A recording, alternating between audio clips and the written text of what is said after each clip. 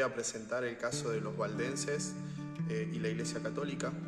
La Iglesia Católica declaró a los valdenses como herejes allá por el año 1173, cuando Pedro Baldo decidió vender todas sus riquezas para dedicarse exclusivamente a predicar la palabra de Dios, y también hizo un voto de pobreza, repartiendo todo lo que él había vendido entre los pobres.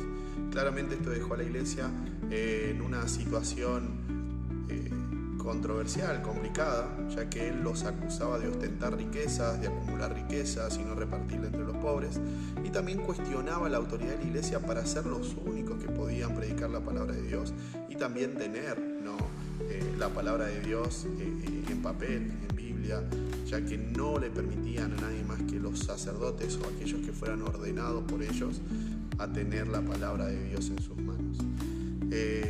Yo voy a presentar algunas resoluciones de conflicto que podrían haber llevado a buen puerto a la Iglesia Católica, como también a los valdenses, que son los que más sufrieron, ¿no? Conocidos como los pobres de León. Ellos sufrieron muchas muertes, mucha sangre se derramó por culpa de este conflicto, y ahora vamos a ver cuáles podrían haber sido las soluciones.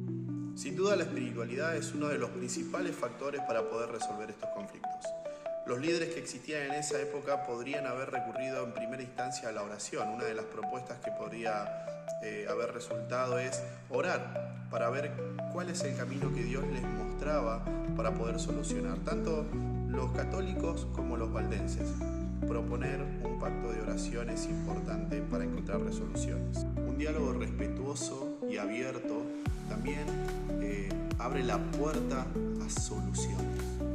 Poder escucharse, poder conocer cuáles eran las disensiones, poder poner puntos de acuerdo, sin duda que existían, ya que los valdenses surgían de la Iglesia Católica, tenían las doctrinas y las creencias, disentían claramente en esto que era predicar la palabra y también la ostentación de riquezas, cuáles fueron los puntos principales que llevaron a disentir con la Iglesia Católica.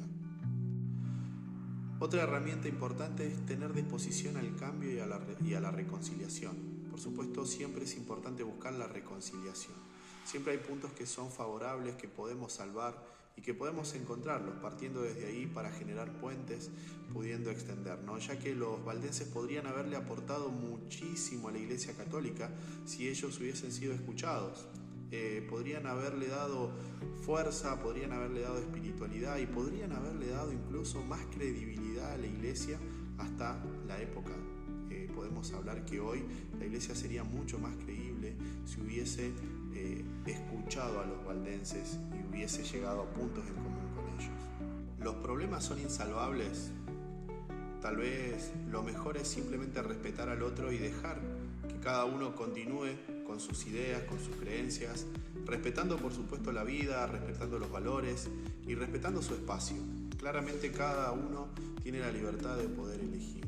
Creo que la Iglesia debería haber respetado desde un principio las creencias de aquellos mártires que fueron asesinados, que fueron muchos de ellos martirizados por su fe, por su creencia y sobre todo por distribuir el Evangelio. En conclusión, podemos entender que Mateo 18 nos deja la clave. Allí encontramos cómo el Señor indicó que debíamos resolver los conflictos, y esto se aplica a todo tipo de conflicto, ¿no?